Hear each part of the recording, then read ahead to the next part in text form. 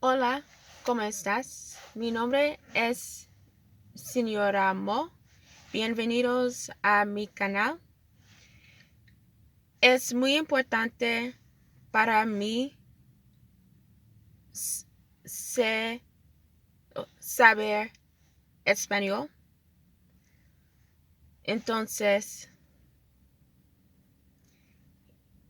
en, un momento. Entonces, al principio de mi video hablaré español. No, no mucho tiempo, un poquito tiempo. Es muy importante hablar español um, a tú, um, a los, a, a tú. Por eso,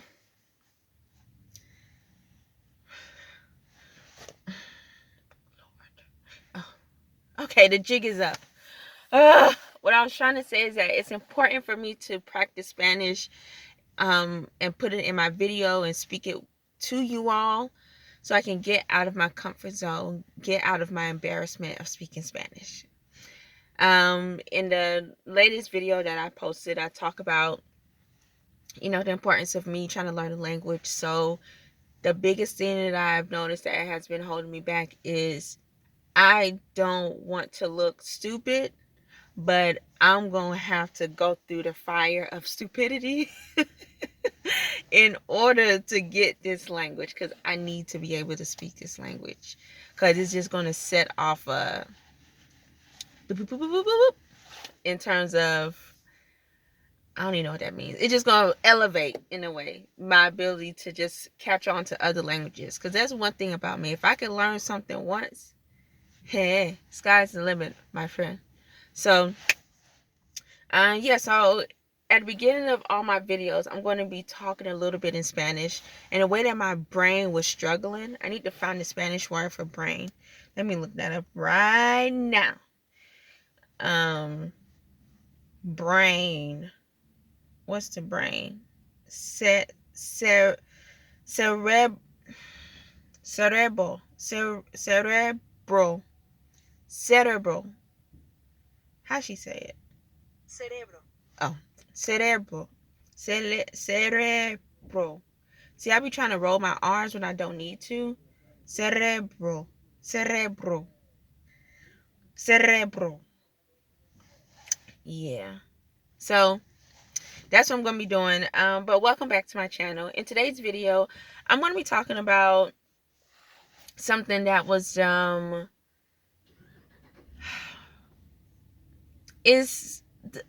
something that I've learned from where I've been working at. So I don't know if I mentioned it in my, I want to say my comeback video or whatever, but the first video that I've posted within a year, I think I posted it back in January. But if I didn't mention it, I work at a Thai restaurant, and it was actually funny. Yesterday, somebody called and they were like, "Oh, is this such and such? The restaurant?" I was like, "Well, we used to be called that, but we're under new ownership, blah, blah, blah, blah, blah." And then she was like, "I was looking for this restaurant, blah, blah, blah, blah." And then she asked me, she said, "Are you black?" I said, "Yes, I am." And she was like, "What in the world? I ain't never been to no Asian restaurant. There's a black person working there, blah, blah, blah, blah, blah." And I'm like, yeah. But I'm so used to it now that sometimes it catches me off guard when people be looking at me. I'm like, "What you looking at?" Like, we all eat chicken. Well, I don't eat chicken no more, but we all eat rice. Like, why is it so weird to see me? But at the same time, I understand. But anyway, so I've been working at this Asian restaurant, and I started off, because hate is a strong word. I started off not liking this restaurant because they work you. But then I started to see the beauty of how everything is set up. And one thing that somebody said to me was, when I first started working there, it was another server. She was like, there's no manager here. I'm like, oh, okay. Like, I'm grown. Like, I mean, I don't need a manager to tell me to do something necessarily. I know that something needs to be done. There's always something that could be done, Um, and so, but when she said that, I was like, okay. But then I started to realize how, is that something on my face? Oh no, it's on my camera. But then I started to realize how that idea of not having a manager on duty is so like this some sci-fi world type of shit. Because I feel like, and I think maybe slavery has had a lot to do with this, but I feel like owners feel as if somebody needs to constantly be an overseer. Like somebody has to oversee how everything is being done, but more importantly, someone has to oversee somebody else to make sure that things are getting done. And what I've noticed at this restaurant is that everybody do their work. Everybody do their work at an exceptional level, because the way that the restaurant functions and how the way that the restaurant functions, and in order for you to not lose your mind, you have to excel at what your task is. So I'm a server, but a server at this particular restaurant, and I haven't worked at other Thai restaurants before, but a server at this particular restaurant um is basically like a front of house manager. So they are running the dining room floor. Now you work as closely with the team in the back of the house, and then um, another server. You work closely with your team to make sure that y'all are on point. Because again, when you have an upset customer, it ripples. And so our goal is to have a satisfied customer because we want their money. We also want them to enjoy the experience, because at the end of the day, they don't have to be at our restaurant. They can be at somebody else's restaurant. And um so we try to do our work well. But I think the thing that has kept me here, now I'll say this: I don't make a lot of money at this restaurant. There is an opportunity to make more money, but that requires more planning, more like proactive planning and all that other stuff, in order to generate more customers, and just explore different types of revenue generation ideas. Um, so I don't make a lot of money at this restaurant. But what I have been able to do is grow as a server, grow in my customer service skills, grow in my sales skills, and grow as a leader. And you don't get that. I feel like you won't get that as fast when you have a manager that you have to report to. And they're just always just kind of like hovering over you, like, go do this, go do that, go do this, go do that. There was one restaurant that I was working at in particular.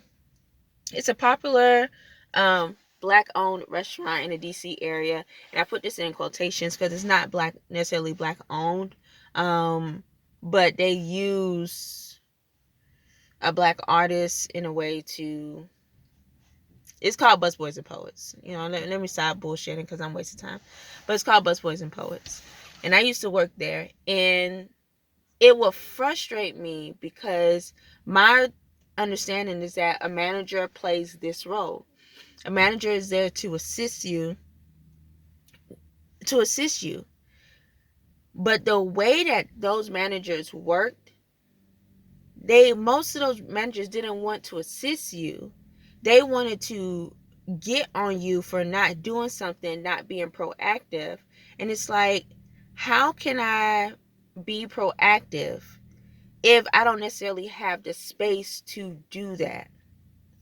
And I don't have the space to do that because for me in particular, my understanding is that my role as a server stops here.